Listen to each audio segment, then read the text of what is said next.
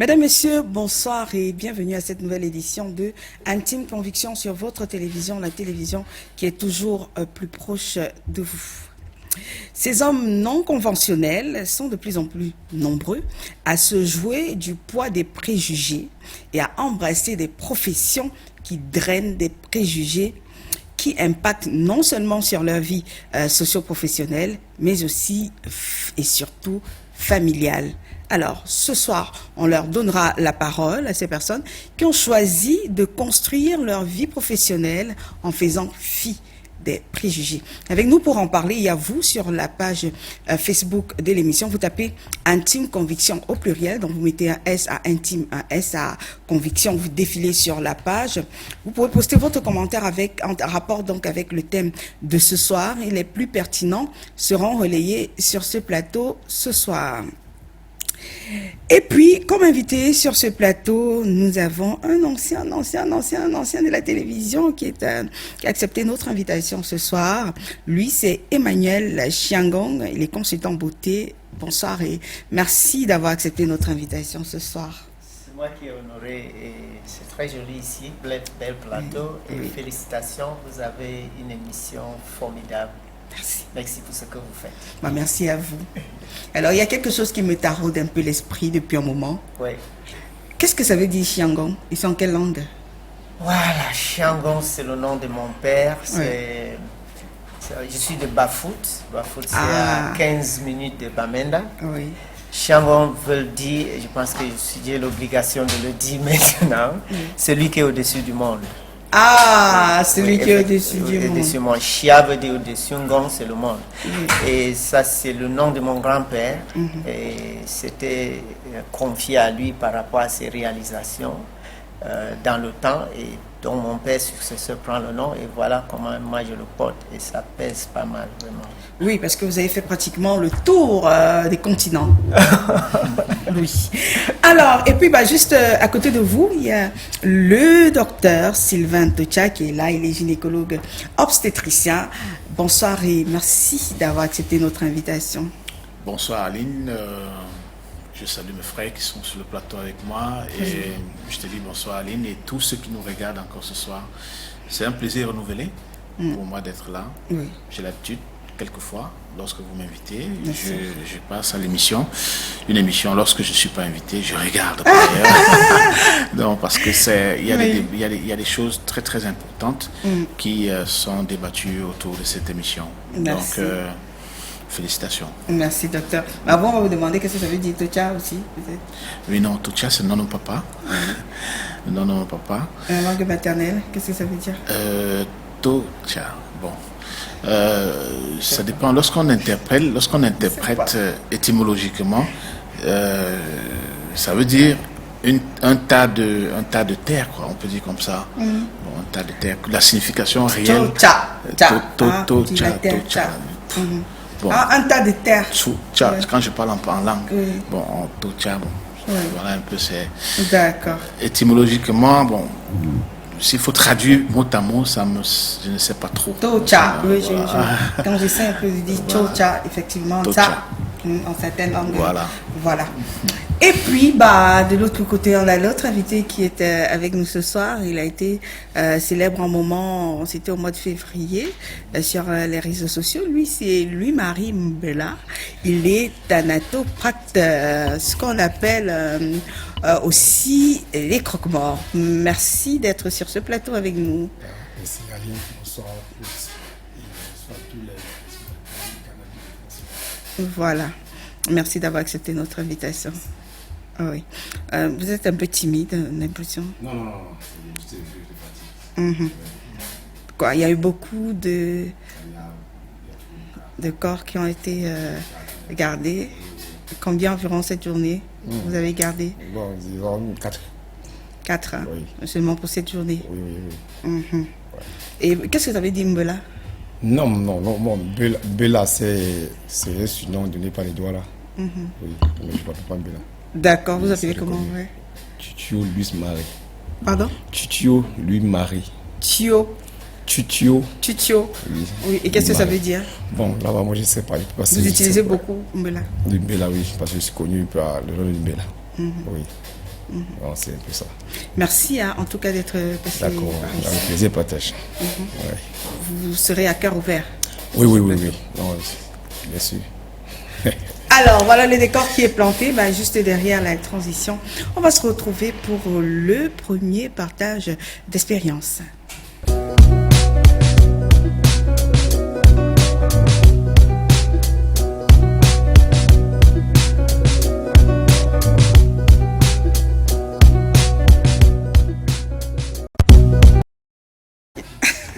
De retour sur ce plateau. Ce soir, on va débuter avec vous, Emmanuel Chiangon. Vous êtes consultant en beauté. On vous a beaucoup plus connu quand vous faisiez les coiffures pour les dames. Ça fait des années, les années 90. On a commencé en 84, ça fait 40 ans aujourd'hui. 40 ans. Ouais. À l'époque, qu'est-ce que c'est venu d'où cette idée de mettre les femmes en beauté, de ressortir la beauté des femmes? Oui, effectivement, c'était bien de commencer par là parce que c'était pas pensé, c'était même pas imaginé. Je viens du nord-ouest de Bamenda, j'arrive à Douala et je travaille comme responsable de contrôle de qualité dans une usine de câbles électriques et de baguettes de soudure, donc vraiment la métallurgie tellement dure. Et puis bon, écoutez, je tombe amoureux d'une jeune femme qui est coiffeuse, je connais rien du métier, donc voilà comment tout ça commence. Je l'accompagne le soir après mon travail, je m'assois dans l'institut de beauté. Zotos Beauty appartenait à une jeune dame américaine, donc c'était comme la classe dans la ville de Douala avec beaucoup d'expatriés. Donc je découvre un métier à travers cette jeune dame. Et puis je pense que progressivement ça m'appelait. Mais le plus fort, c'est que je dois l'accompagner à créer le salon, son salon donc Viva Coiffure. Et maintenant je trouve que j'avais des réflexes très naturels pour les choses artistiques. Mais c'est beaucoup plus quand on aime quelqu'un, on aime son peau, on aime sa langue, on aime les menus. Voilà, c'est un peu comme ça que je me retrouve dedans. Et puis, qu'est-ce qui s'est passé? Un matin, vous êtes dit tout simplement, il faudrait que je m'essaie à te faire des nattes. Comment c'est venu? Vous avez débuté par quoi? Les nattes, les matobors, les roulés. Attendez, c'est très... Comment ça s'appelle? Les 6 mois. Ouais. Écoutez, j'entre au salon, donc je quitte l'usine à 16h, je descends au salon directement parce que on doit rentrer ensemble le soir. Donc je viens au salon et je suis assis, je trouve qu'elle travaille seule parce qu'on vient d'ouvrir le salon. Et maintenant, qu'est-ce que je fais? Je porte les enfants des clients pour qu'on s'occupe de la maman. Et je fais des courses. S'il y a besoin de quelque chose, je fais des courses. Et les clients savent que je suis employé dans le salon. Ils ne savent même pas qu'on a une relation. Donc, je fais tout ça, je chante avec les petits bébés, je les occupe pendant qu'on s'occupe de leur maman. Et donc, progressivement, quand les vides s'installent, donc je suis formé sur l'état. Donc, quand les vides s'installent, j'occupe, par exemple, il faut assister. Finalement, un jour, je me trouve en train de faire le shampoing. Et je me rappelle un jour qu'elle me dit... Mais tu fais le shampoing sur la dame et tu es couché sur elle. Si son corps chauffe, tu vas faire quoi? Donc elle me pose cette question. Et puis c'est là où je me rends compte même. Donc je suis formé sur l'état. Et à force d'occuper les vides qui s'installaient, je découvre quand même quelque chose. Qu'il y avait une sensibilité très forte et beaucoup de règles dans cette industrie et des personnages, surtout ça, les qualités des personnes qui venaient à l'époque. Il y avait les entreprises parapubliques, c'était ces clients qui venaient, des dames très respectées. Donc tout de suite, il y avait d'abord le regard très posé à cause des qualités de la clientèle qui venait à Viva Coiffure. Et tout de suite, ça m'a arrangé un peu dans la façon dont je dois me comporter, comment je dois fonctionner. Et vous trouvez ces mamans qui sont très contentes, qui te disent des appréciations avec beaucoup de dignité, donc vous valorisez naturellement. Donc c'est comme ça que je me retrouve. Mais rapidement, j'appelle tous mes frères, mes soeurs qui sont aux États-Unis, j'ai dit, j'ai trouvé une jeune dame qui fait tel métier. Je sais qu'il y a un livre dans tout.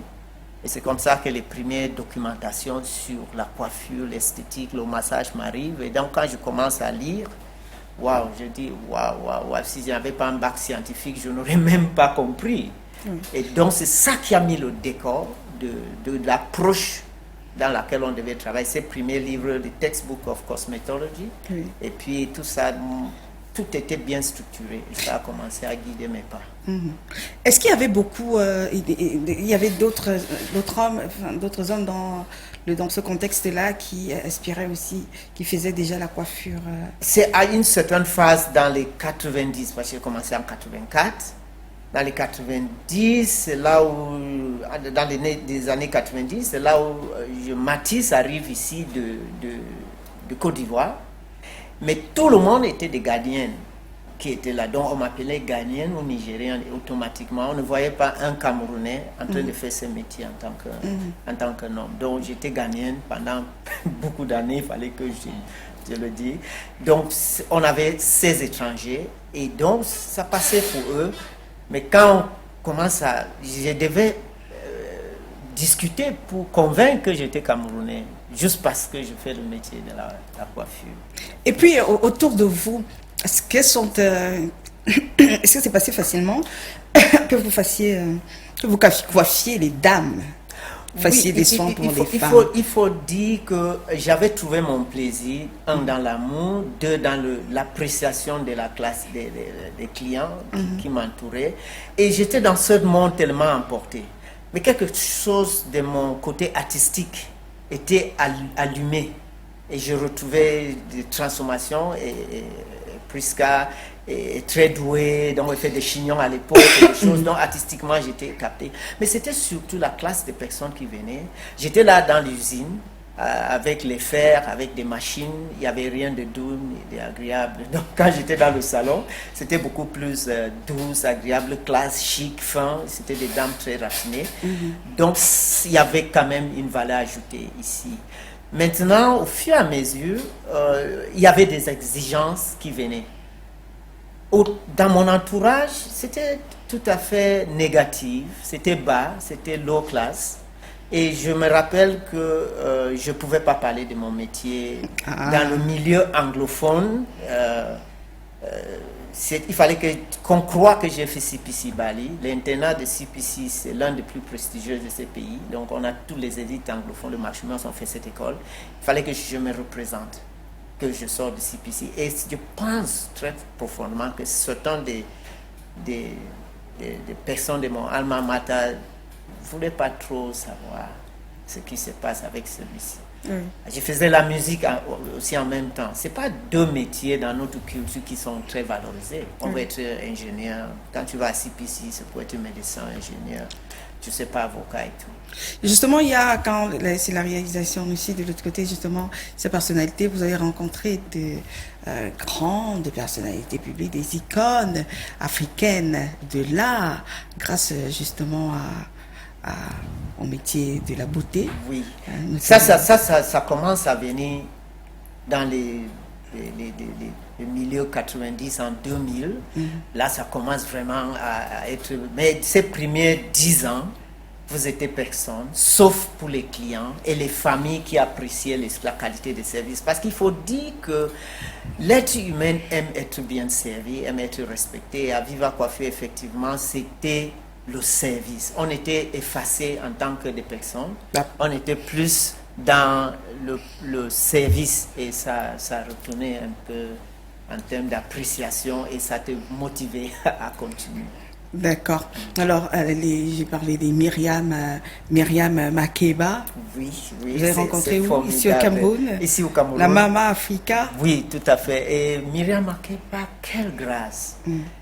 Quelle grâce! Et vous pouvez imaginer que vous écoutez les chansons de Myriam Makeba et vous arrivez à être avec elle. Et je me rappelle malheureusement qu'à Yaoundé, son concert a eu un peu de conflit et c'était Bébé Manga qui était mon ami, mon ami vraiment. Et il y avait cette crise qui s'est passée. Il fallait que je fasse quelque chose parce que je la maquillée et elle était en larmes. Ah, vous avez maquillé Myriam Makeba? Oui, j'ai maquillé. Je la maquillée, elle était en larmes et je devais jouer le sauvetage sans diaboliser mon ami Bébé Manga, paix à son âme. Oui. Et donc c'était un moment très émotionnel. Il y a eu le Mewe, il y a eu Al-Fadil, il y a eu des Miss, des ministres, des footballeurs, vous êtes passé par beaucoup de distinctions aussi. On pourra voir aussi certains des coiffures que vous réalisiez. Vous vous inspirez de quoi? Aujourd'hui, ça vient de partout, ça vient de partout, ça vient de la musique, ça vient des crises, ça vient des tendances de la mode, parce que je côtoie beaucoup de très hautes stylistes et je suis très lié à toutes les travaux de très grands stylistes, modélistes du monde, des John Galliano, des Valentino, des Versace. Donc je regarde toutes ces séries de travail. Il y a Imana ici, Martial Topolo, qui sont des Camerounais très respectés, parfait bien, Djeman. Je côtoyais ces gens parce qu'il y a quelque chose sur la cadence de la femme, surtout quand elle a le cabas, les jupes.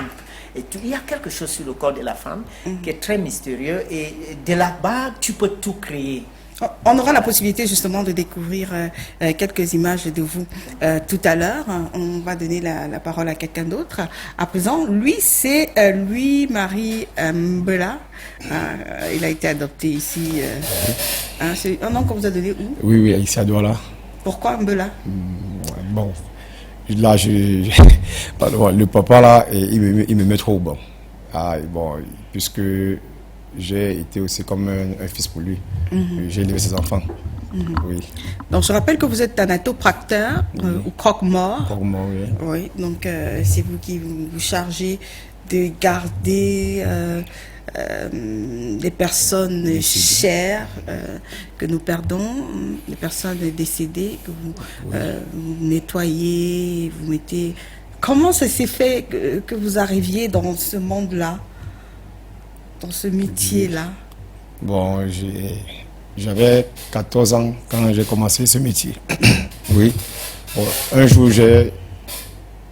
bon, puisque face à notre maison, il y avait la morgue. Oui, donc je voyais aussi tout le temps, étant petit, je voyais tout le temps les gens aller là-bas pleurer. Je demandais souvent à mes parents, mais qu'est-ce qui ne va pas là-bas? On me dit, non, les enfants ne vont pas là-bas, mais j'étais toujours curieux d'aller. Donc, quelques minutes, je suis déjà dans la maison, je suis dans la morgue. On me met dehors, je suis toujours dedans. Donc, c'est comme ça. Vous êtes dedans où? Dans la morgue. Dans la morgue, comment vous pouviez entrer? Un enfant pouvait entrer dans la morgue? Oui, puisque, bon, moi, c'était pour moi, donc je ne sais pas. Donc, il n'avait peur de rien. Mais bon, j'avais peur de rien quand j'étais tout petit, parce que même les CEPA, j'arrêtais les CEPA avec les mains. Donc, c'est comme ça que j'entrais à la morgue tout le temps. Mais bon, un bon jour, alors, j'ai fui l'école, je suis allé me baigner dans un marigot, et il y avait un pont au-dessus, l'eau était en bas. Bon, il y a une voiture de transport qui était avec un camion. Donc les parties, les chats étaient déchiquetés, les gigots dans l'eau, tout ça. J'étais sous le pont. Bon, c'est où j'ai entendu, je vois ça comme ça, c'est où je commence à ramasser les... Les gigots de quoi? Les gigots de chairs, les chairs de personnes. Oui, oui. C'est où je commence à ramasser, je mets de côté. Bon, pendant ce temps, les autorités arrivent et on me voit là, rempli de sang aussi, torse nu. On pense que je suis un suivant de la voiture, pourtant je n'étais pas dedans.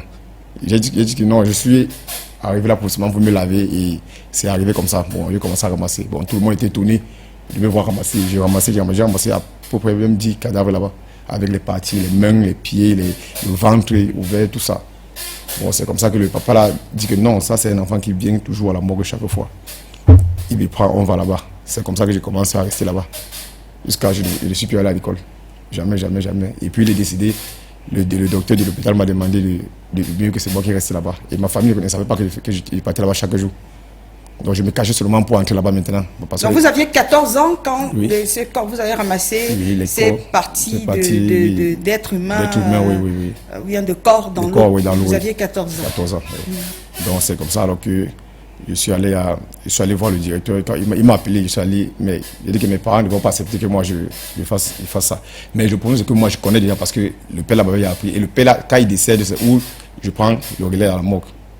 Donc quand je vais à l'école, on dit que non, celui-ci, il touche les gens qui sont morts. Moi, je suis frustré et je sors. Il va rester à la morgue. Donc c'est comme ça. Et quand les corps arrivaient, je prenais le temps de les nettoyer, je formalise, je mets dans la chambre froide. Quand le premier corps est sorti, c'était mon voisin. Quand le premier corps est sorti de la morgue, c'est où on voit que mais ça c'est bien traité. Oui, c'est traité à la perfection. Vous aviez quel âge? J'avais 14 ans. Je suis resté de 14 ans à 15 ans dans la morgue. Le seul. resté là-bas de 14 à 15 ans à la morgue. Mais il y avait peu de personnes qui savaient que moi je faisais ça. Et vos parents, qu'est-ce qu'ils disaient? Ils savaient où vous vous trouviez? Oui, bon, c'est quand la fin d'année arrive, quand on met dans les bulletins, il n'y a pas le bulletin. Oui, et qu'on constate que non, on dit on lui trouve à la morgue chaque jour. Mais ils sont étonnés. Mais j'étais déjà été attrapé. Bon, on ne pouvait plus rien faire. Bon, il seulement dit que non, ici, c'est ici qu'il va rester. Et quand vous rentriez, vous dormiez comment? Parce que à 14 ans, on a un enfant. Oui. Vous dormiez comment au milieu de vos frères et sœurs, après avoir vu autant de cadavres? Oui. Chaque cadavre arrive comme il arrive, les yeux ouverts, des parties blessées. Oui.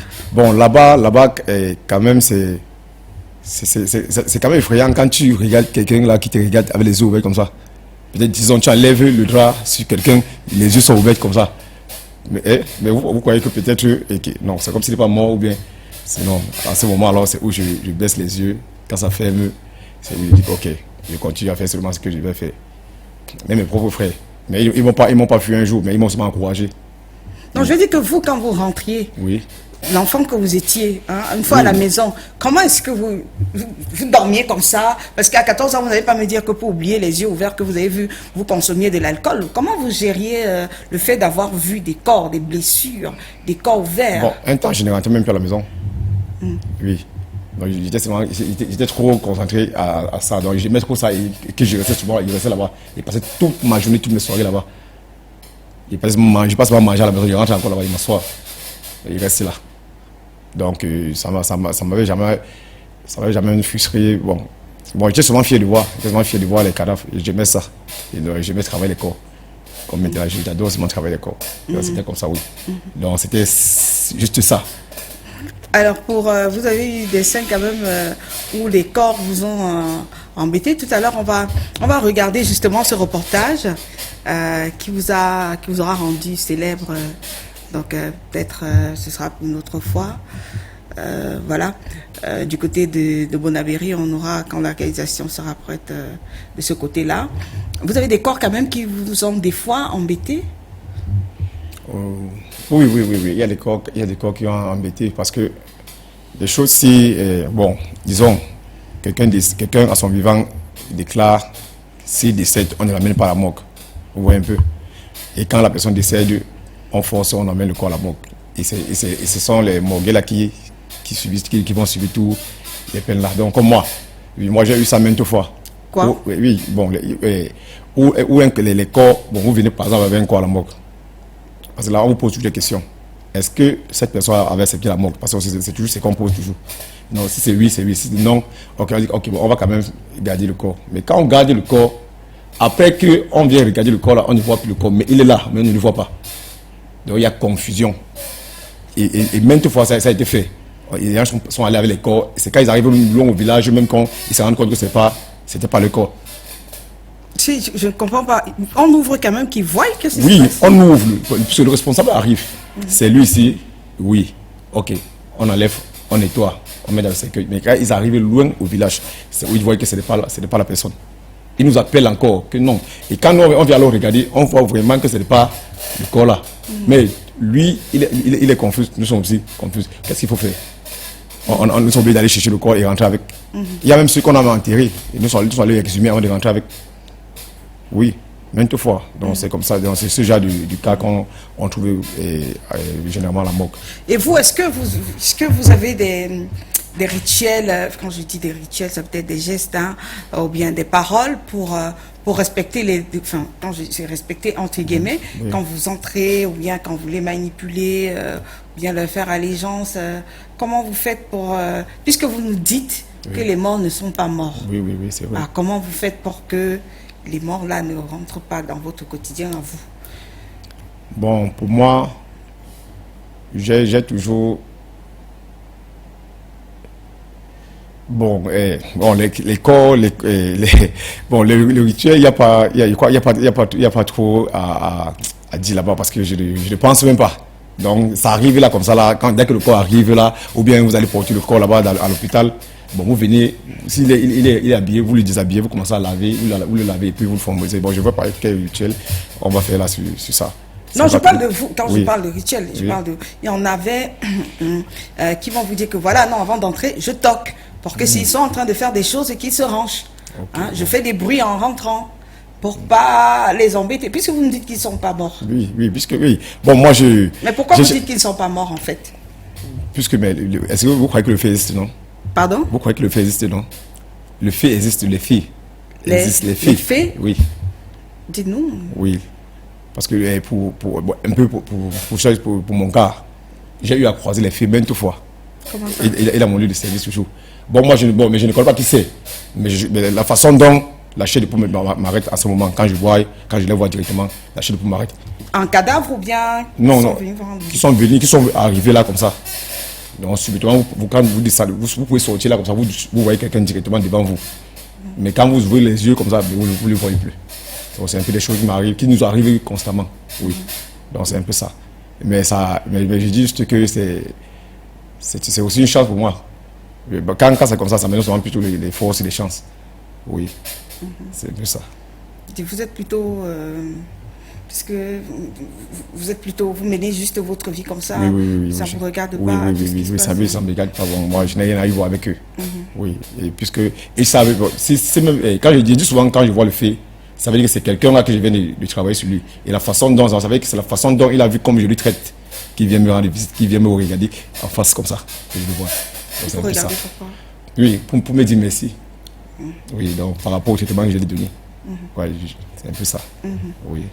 Dans quel cas est-ce qu'il vous arrive de réparer des corps? Parce que on nous rapporte aussi que vous réparez, entre guillemets, des corps. Oui, en cas d'accident grave. Oui. Même si le corps est décapité, comment? Oui. Je remets tout ça en place. C'est un peu ça.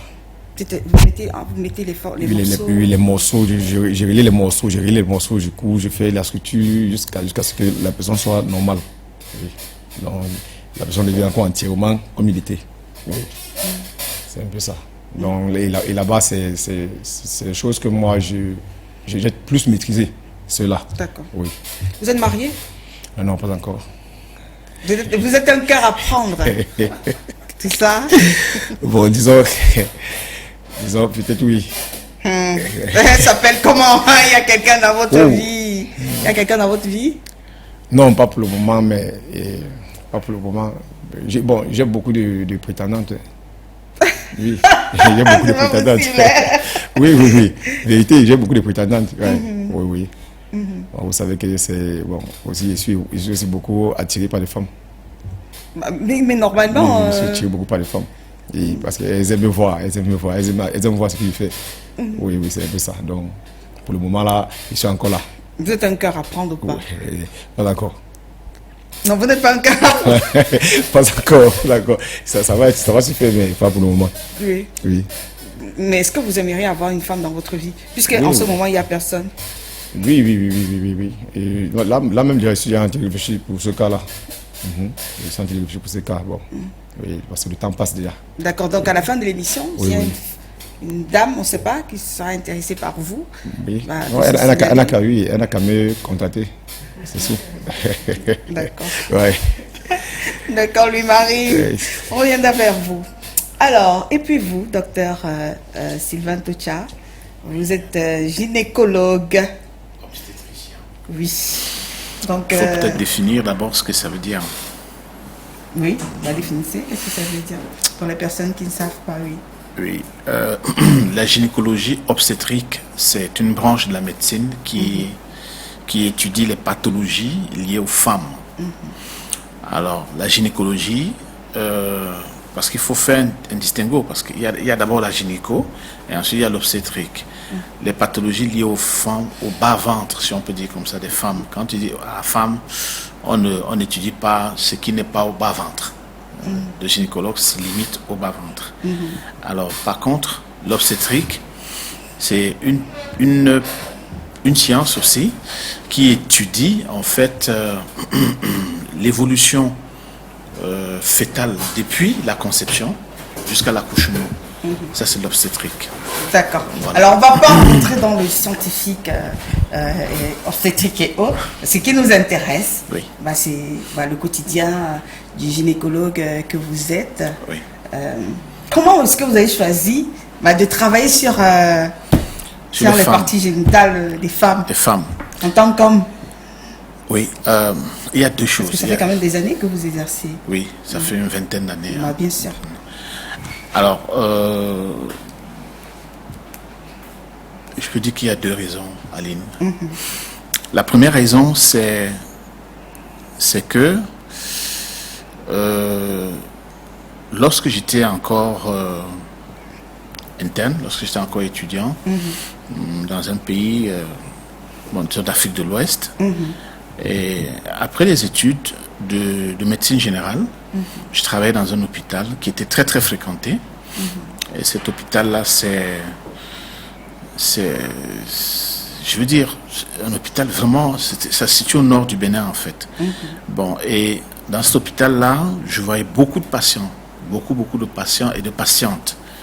Et j'ai été choqué par quelque chose, parce que pour aller faire la spécialité, il faut d'abord être médecin généraliste. Bon, ça fait 8 ans, et après, tu vas faire la spécialité. Alors, donc, ce qui m'a impressionné, n'est-ce pas, dans cette contrée, c'était quoi? C'était la vie misérable, je veux dire, que la femme subissait. Et ça me faisait très mal au cœur, parce que c'était une société où on avait beaucoup de polygames, en fait. C'est-à-dire qu'un homme se sentait libre comme ça d'avoir plus de 2, 3, 4, 5 femmes. Et à chaque fois que il faisait 1 an ou 2 avec une femme et que cette femme ne concevait pas, donc le premier réflexe est de chasser la femme et de prendre une autre femme. Alors donc, et ça me paraissait quand même bizarre, parce que j'observais ces patients qui venaient et que je sais pas moi, j'étais avec eux pour peut-être 2 années. Alors je me rends compte que voilà un monsieur qui est là, qui en fait épouse une femme, 1 an et demi plus tard, après, la renvoie, prend une autre femme, et puis, même scénario, renvoie, prend une autre femme. Vous voyez quelqu'un en train de prendre 3 femmes, il n'a pas d'enfant. Alors, je dis, mais attendez, il y a quelque chose qui se passe. Mais est-ce que ce monsieur-là ne peut pas se poser la question en ce qui le concerne lui-même? Alors donc, parce que dans cette société, et même chez nous, lorsque l'enfant ne vient pas dans un couple, la première chose à voir, c'est la femme. C'est la femme. C'est la femme. Donc c'est cette histoire. Alors que les proportions, oui, les proportions, je vais peut-être jeter par là, les proportions c'est 40%, 60%. Cela veut dire que dans un couple normal, bon, qui fait des rapports sexuels, on peut dire comme ça, en moyenne 3 fois par semaine, il faut bien préciser tout ça, un couple marié. Alors quand l'enfant ne vient pas au bout de 2 ans, bon, il faut faire des bilans et rechercher le pourquoi. Et le bilan ne concerne pas seulement la femme, ça concerne les deux. Alors à 40%, la responsabilité de l'homme est, n'est-ce pas, engagée. C'est-à-dire que la stérilité du couple, d'accord, l'homme dans la stérilité du couple est responsable à 40% de l'infertilité. Alors c'est ce qu'on a, les études qu'on a menées, on a vu que c'était comme ça. Donc il ne faut pas toujours renvoyer la femme lorsqu'il n'y a pas de grossesse. Voilà la première motivation. La deuxième motivation, je vais parler très vite, la deuxième motivation c'était ces femmes qui donnent naissance et qui meurent en couche.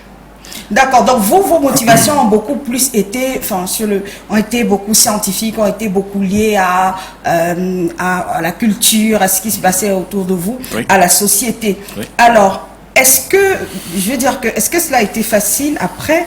Est-ce que c'est facile après d'avoir des patientes qui arrivent et se rendent compte que c'est un homme qui va faire l'échographie vaginale là, oui, ou bien qui va faire le toucher?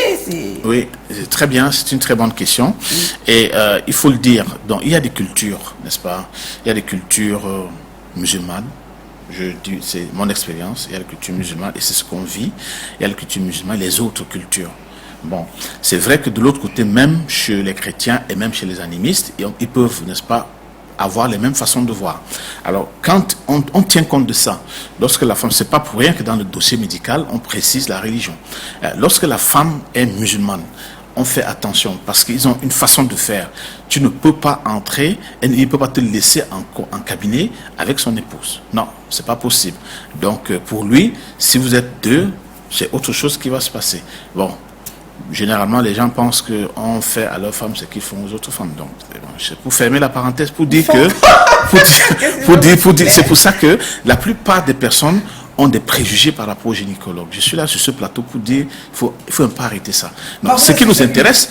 Oui. Pour raconter votre expérience. Oui, non, pour dire qu'il faut arrêter ça parce que dans la plupart des cas, c'est les histoires qu'on écoute. Hein, vous nous appelez ici parce que c'est un métier bizarre aussi. Bon, il faut que je dise que non, quand je vous dis pourquoi est-ce que les femmes meurent comme ça en couche dans nos sociétés africaines, il faut chercher, il faut intervenir pour un peu limiter, n'est-ce pas, le taux de mortalité materno-infantile. Donc c'est ça qui nous, en fait, nous enchante. Les autres pensent que, ouais, voilà, il est là, il profite. Non, nous sommes d'abord mariés, nous aussi. Vous voyez. Donc, bon, ok, en tant que gynécologue, comment ça se passe après c'est compliqué après avoir vu tout ça. Oui. Est-ce qu'il n'y a pas un impact il y a quand forcément, vous rentrez le soir d'avoir vu tout ça il y a forcément, en consultation? Il y a forcément un impact parce que vous pouvez arriver chez vous et si votre femme ne vous connaît pas, si votre femme, mon épouse, j'étais étudiant, donc en fait on a eu le temps de beaucoup se connaître. Alors donc quand j'arrive, elle peut comprendre que bon, écoutez, ce monsieur n'est pas bien et puis elle sait ce qu'il faut faire et c'est pas facile. Il n'est pas bien comment? Elle n'est pas bien.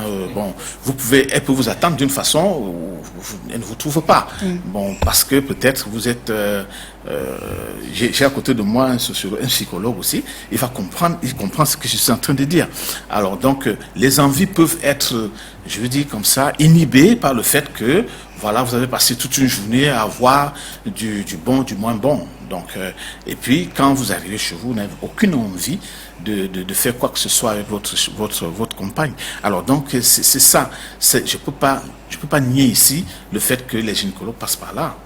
Donc, vous avez tout à fait raison. Et il y a des conséquences. Mais des conséquences, lorsque c'est bien géré par votre épouse, ça se passe très bien. Ouais.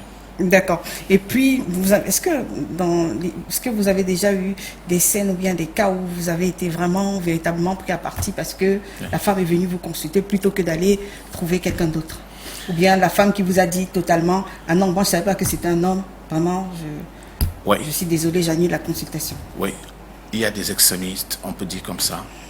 Il y a des extrémistes, ils viennent en consultation et puis ils disent, je ne veux pas de vous comme consultant. Bon, on respecte, n'est-ce pas, sa volonté. On trouve une gynécologue femme. Mais le problème, c'est que les gynécologues femmes sont rares. Et vous pouvez comprendre qu'après 8 ans d'études de médecine générale, 6 ans ou 7 ans de machin, ça fait combien d'années? Bon, la gynécologue femme, bon, elle va peut-être ménopauser en cours de chemin. Bon, et elles sont d'abord mères aussi. Donc, ce qui fait que, quand vous voyez les proportions de femmes gynécologues par rapport aux hommes, il y a toujours, n'est-ce pas, la marge du côté des hommes parce que la femme, à un moment donné, elle est face aux responsabilités, elle est quand même femme au foyer aussi. Alors donc, le reste de femmes qu'il y a, lorsqu'elles viennent et disent, je veux être vue par une femme gynécologue, on respecte on respecte ce qu'elle sait dire et puis on trouve, quand on ne trouve pas, on lui dit qu'on n'a pas trouvé, peut-être ils sont en hôpital. Mais c'est quand même rare. Quand même. Mais vous faites comment pour les mettre en confiance, les femmes? Les mettre en confiance, elle va d'abord observer ta façon de travailler. Hein. Donc, les femmes sont très intelligentes. Donc, quand vous la consultez, elle voit vos intentions, elle voit, quand vous lui posez des questions, elle voit là où vous voulez aller. Et malheureusement, parfois, certains d'entre nous, je ne dis pas que tous sont... Bon, ça déborde et puis ça va dans un autre... On a des procès. Oui, il y a des gestes déplacés. On a des procès.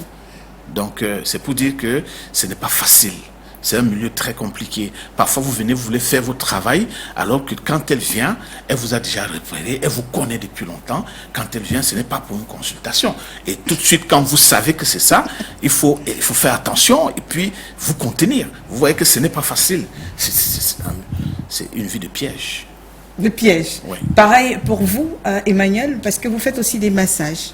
Oui, effectivement. Pour les femmes. Je suis masseur, oui. Et je masse des hommes comme des femmes. Et je forme des masseurs. Et c'est ça le plus important, c'est que la formation a pris tout cela en considération. Donc quand vous regardez comment la pédagogie dans le massage est faite, il y a plusieurs approches lorsqu'on est dans le intake procedure, c'est-à-dire l'entretien avant le début de la séance de massage ou des soins. Il y a tout ce qu'on appelle les cadres qui sont comme des limitations qui permettent que tu vas rapidement définir le procédure de début jusqu'à la fin. Et tout de suite, c'est comme un accord que le client et vous entrez avant le début de la séance. Et psychologiquement, ça renseigne la personne qui vient jusqu'où on peut aller ici. Qui veut dire quoi? Que le client a le droit de faire les erreurs. C'est-à-dire dans cette définition, dans la déontologie professionnelle des masseurs, le client a le droit de faire des erreurs. Le client a le droit d'avoir des émotions qui s'égarent. Mais vous, en tant que professionnel, c'est vous qui cadre le lieu. C'est vous qui donne le ton de l'environnement. Donc vous êtes ouvert à que tout se manifeste. Parce que vous avez prévu où tu vas le placer. Et donc rapidement dans la communication avec les clients, tout de suite, certaines choses ne se manifestent pas. Parce qu'on peut se voir dans un miroir si seulement c'est un miroir.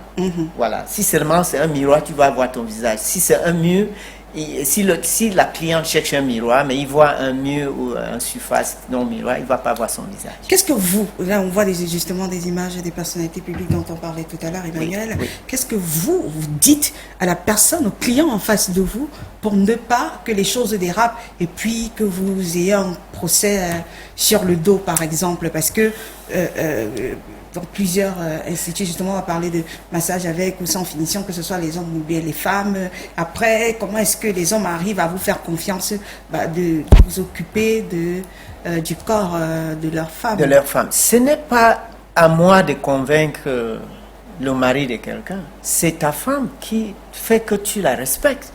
Parce que je n'ai pas besoin même de connaître qui est votre mari et je n'ai même pas besoin d'avoir l'entretien avec le mari. C'est la femme qui passe pour celui qu'elle est, telle qu'on doit la respecter et connaître qu'elle sait ce qu'elle veut. Donc, ce dossier, je ne peux pas gérer. Mais quand vous êtes dans le milieu professionnel, j'ai une attitude professionnelle qui vous renseigne déjà sur d'abord l'environnement dans lequel vous êtes. Je voulais vous dire que quand vous venez pour un massage, il y a tellement d'informations qui vous disent déjà que ce n'est pas un lieu que vous devez prétendre à certaines choses. Vous savez, on communique avec les 5 sens. Quand vous entrez dans une boîte de nuit et quand vous entrez dans une église, vous savez, votre comportement peut être conditionné par l'environnement.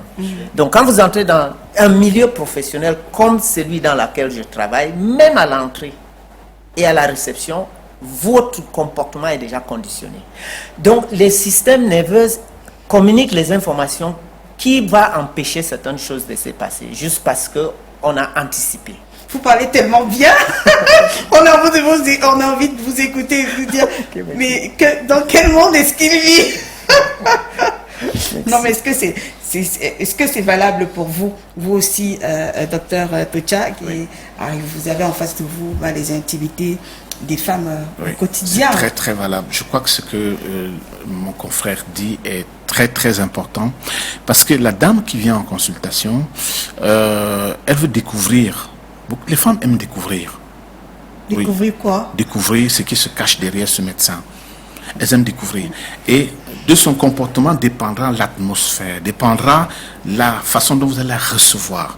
Alors, si vous la recevez, vraiment, je prends un cas particulier. Une patiente qui vient en consultation, pour la première fois, elle a entendu parler de vous, elle vient vous rencontrer. Alors donc, c'est à vous maintenant de conditionner, c'est-à-dire que quand vous la recevez, la façon dont vous la recevez, la façon dont vous lui parlez, la façon dont vous lui faites son examen, ça doit la rassurer. Il y a des façons de faire qui ne sont pas conventionnelles. Qui ne sont pas conventionnelles. Et cette femme partira, ne reviendra plus. C'est quoi, par exemple, pour notre gouvernement? Parce qu'il y a des personnes qui ne savent pas, par exemple, que non, c'est pas conventionnel qui vous touche sans les gants. Hein, c'est pas conventionnel qui touche à tel endroit. Parce que il vous touche. Est-ce qu'il a le droit de toucher à tel endroit qui est sensible alors qu'il est en train d'aller plutôt? Très bien. Je pense, Ali, je comprends très bien ce que vous dites. Alors, la femme qui vient, il faut d'abord que tu lui dises qui tu es, qu'est-ce que tu veux faire. Parce que quand si elle entre, vous dites, enlevez vos habits, vous couchez derrière madame. Elle va dire, mais pour faire quoi? Et surtout que peut-être c'est la première fois qu'elle consulte un gynéco. Elle ne sait pas que les glandes mammaires font partie de la gynécologie. Et quand vous lui dites, enlevez vos vêtements, elle va peut-être soulever je sais pas moi, un pan de son habit, et vous allez dire, madame, non, excusez. Quand vous lui expliquez avant, elle comprend, vous la mettez en condition. Elle comprend que, je veux palper vos seins, parce que il peut avoir un petit nodule que vous négligez et que je constate qu'il y a un nodule, et puis je demande une échographie, on fait une mammographie, on détecte un cancer du sein tôt, et puis on vous prend en charge. Alors, en ce moment, elle comprend, elle se laisse faire. Alors, donc, si vous ne lui dites pas ça, vous la brutalisez, bon, non, elle ne va pas coopérer. Elle va vous suspecter même. Alors, quand vous dites, enlevez vos habits, waouh, c'est une qui ne connaît pas. Parce qu'il y en a qui viennent, peut-être c'est la première fois qu'elle consulte, c'est la première fois pour elle de tomber enceinte.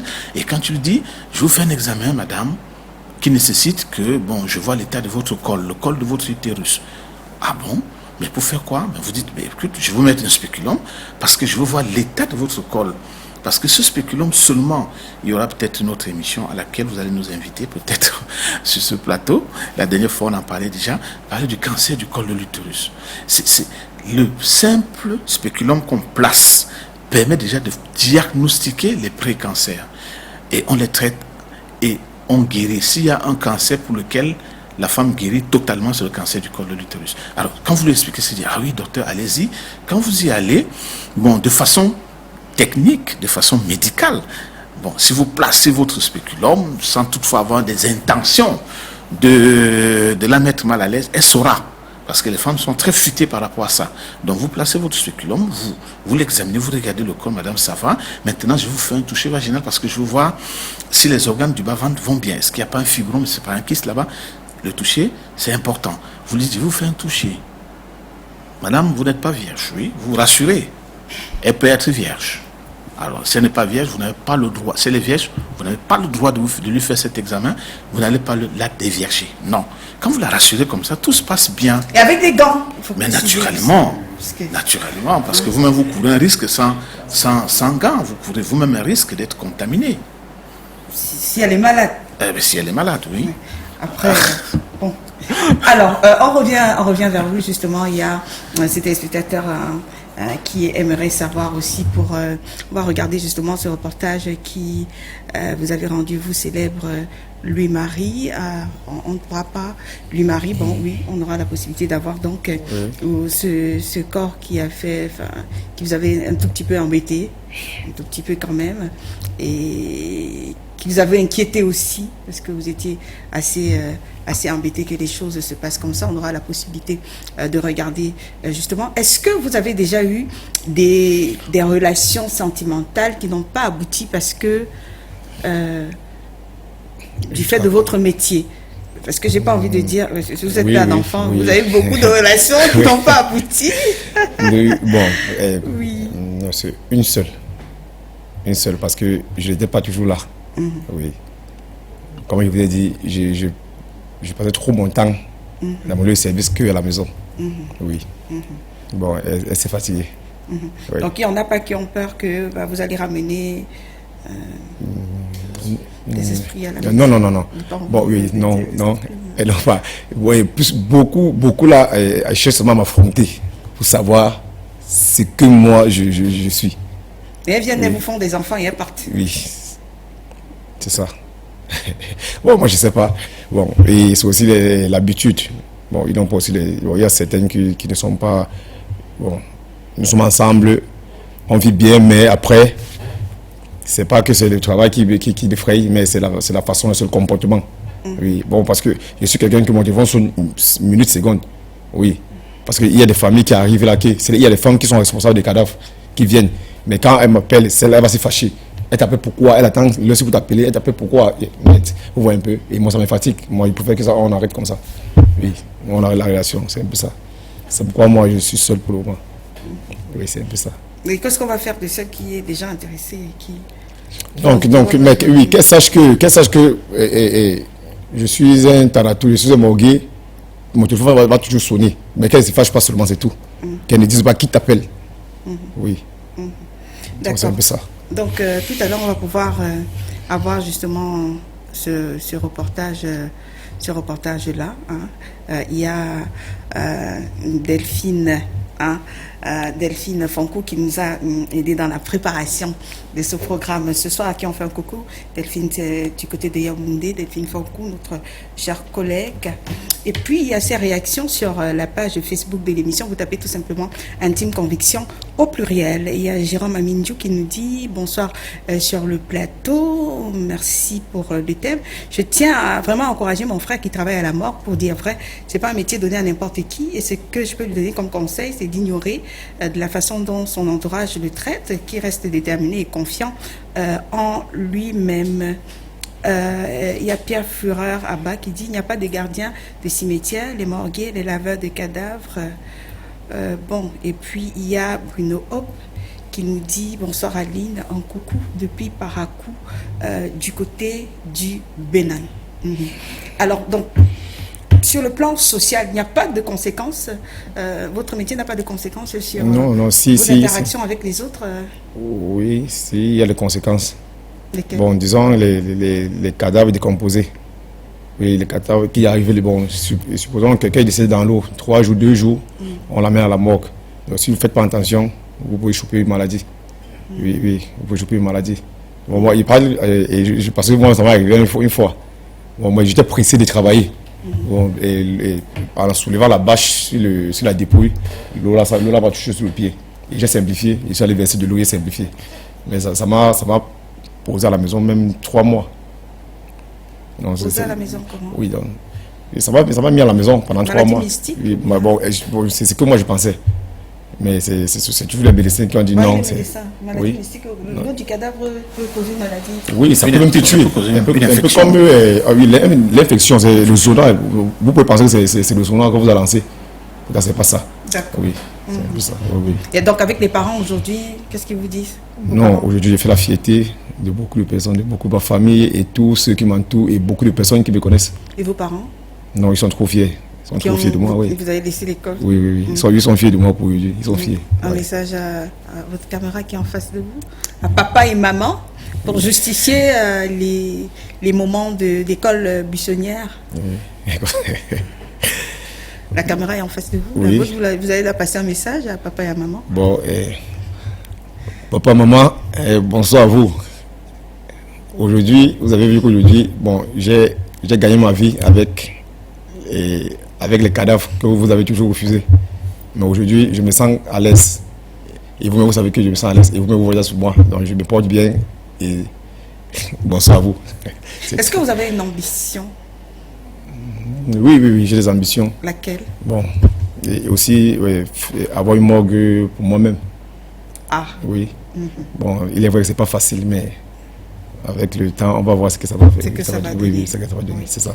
Alors, on va faire un coucou comme ça aussi à Gabriel Chinda, c'est l'ancien major de la morgue du côté de la Quintini. À Douala, il est aujourd'hui à la retraite. Alors, est-ce qu'on pourra avoir le reportage qui vous a rendu célèbre, la réalisation? Oui. Un reportage réalisé par Titi Freeman. Oui, Titi. Oui.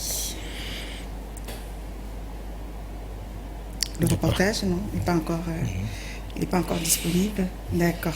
Alors, les conséquences de ce que vous faites comme métier, on va d'abord avec vous, Emmanuel. Bon, écoutez, si j'appelle ça les conséquences, c'est comme si j'attendais cela, mais je n'attends aucune conséquence parce que c'est un métier qui touche profondément la vie de ceux que je m'occupe d'eux, ça touche aussi leur corps et ça influence beaucoup de carrières également. Je disais souvent, je sais que le docteur va rire, que les médecins ont plus de chances que les coiffeurs et les esthéticiennes parce que quand leur client dérange, ils le piquent avec quelque chose, eux ils dorment. Et eux ils travaillent tranquillement. Les miennes sont cravatées, des yeux bien ouverts, en train de sculpter chaque chose. Et vous pouvez imaginer qui sont ces personnalités et vous ratez le moins de choses en train de redresser. Donc la pression, est très très lourde. De ce côté, oui, la pression est très lourde. Des fois, vous vous occupez d'une mariée, elle va être en retard, elle a la pression, on l'appelle sur le téléphone, il doit réussir à retirer son téléphone, sinon elle est en retard pour la mairie et c'est la même stress. Et le même temps, les photos vont garder ces images tout au long de sa vie et plus tard. Donc, il y a beaucoup de pression quand nous travaillons. Alors, l'autre question que je voudrais vous poser, c'est est-ce que vous avez un conseil à donner justement à ces personnes qui entrent de plus en plus dans le métier, Oui. Ces jeunes-là, on parle des hommes, ces jeunes hommes qui rentrent dans les métiers qui sont faits pour, ces métiers pour s'occuper des femmes. Une chose est certaine, commencez par aller à une école. Quand nous on commençait, on n'avait pas des écoles, donc on était formés sur l'État. Aujourd'hui, il n'y a pas d'excuse que vous faites le métier de la beauté sans être diplômé. Il n'y a pas d'excuse. En principe, la loi doit empêcher cela. Parce qu'il y a beaucoup de ces erreurs, ces dérapages qui fait un peu de spectacle inutile, vient du fait qu'on n'ait pas été formé. Vous le savez, non, sur Internet, à tout va, vous tapez là, vous avez un massage à domicile. 25 Oui, 000, 20 000, c'est criminel. 15 000. C'est criminel Plus parce que vous faites. Oui, c'est criminel. C'est plus la même chose. Oui, c'est criminel parce que ce domicile, c'est où? C'est encadré comment? La plupart des risques, vous exposez les gens. Et le fait que quelqu'un qui est naïf, qui pense bien, sans mauvaise intention, avoir un massage, et qui croit que l'Internet, c'est une plateforme sécurisante, naïvement, et voir des photos très agréables, peuvent se retrouver dans un piège, et puis plus tard, on a des drames. Donc, c'est des choses très sensibles qui doivent être aussi encadrées comme tous les autres soins rapprochés du corps humain. Et vous, peut-être un conseil à ces jeunes, peut-être, je ne sais pas si vous allez appeler brebis galeuses, parce que vous avez dit justement qu'il y a beaucoup de procès, quand même, pour ces gynécologues, et des fois, qui dérapent. Oui, Aline, nous pensons que, moi je pense personnellement que s'il y a quelque chose à dire à nos confrères qui veulent embrasser la carrière, c'est de leur dire d'abord qu'ils embrassent une carrière sacerdotale. Cela veut dire quoi? Ça veut dire que les gens sauront vous acclamer lorsque vous allez.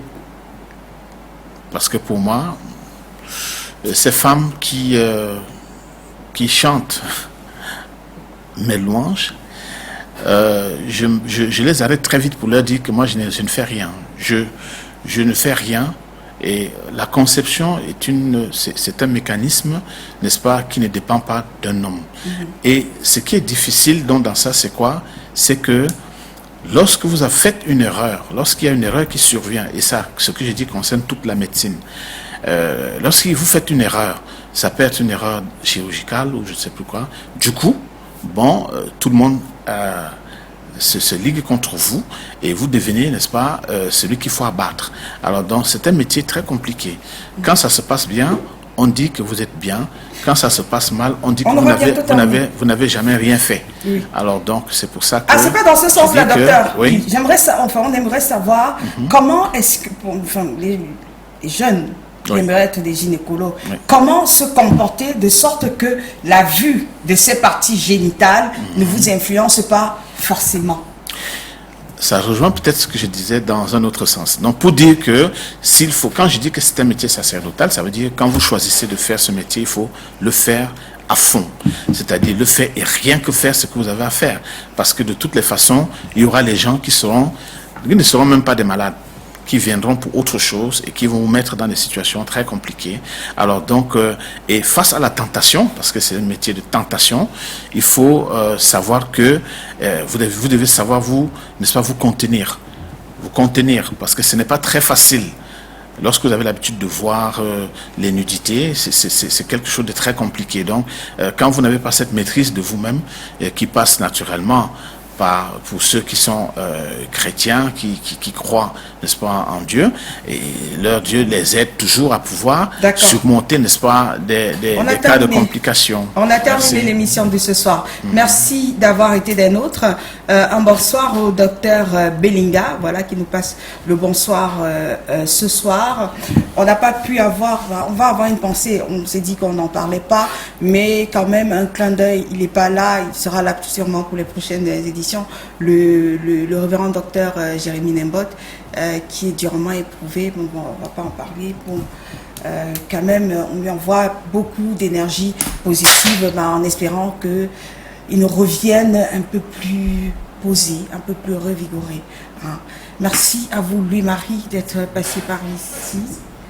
Vous avez démystifié le métier. Finalement, il n'y a rien derrière. Il n'y a rien derrière. Il n'y a rien de mystique. Il n'y a rien de mystique. Il n'y a rien. Oui, il n'y a rien. D'accord. Et vous, c'est un plaisir de vous partager. J'ai quelqu'un qui fait venir au monde, j'ai quelqu'un qui dit au revoir. Oui. Et je suis au milieu pour entretenir. C'est magique. Bien sûr. Vous avez fait. Et très prochainement, vous reviendrez parce que vous êtes aussi psychologue, clinicien, ça on ne l'a pas dit. Oui, c'était un véritable aussi avec régal plaisir. de vous écouter. Avec plaisir. Merci d'être passé par ici. Merci au docteur Sylvain Pecha aussi d'être venu sur ce plateau ce soir. On espère qu'on aura mis de l'eau dans le moulin de certaines personnes ce soir. C'est terminé. On va se retrouver lundi prochain quand il sera 21h30 pour une autre édition. Bonsoir. Bonsoir.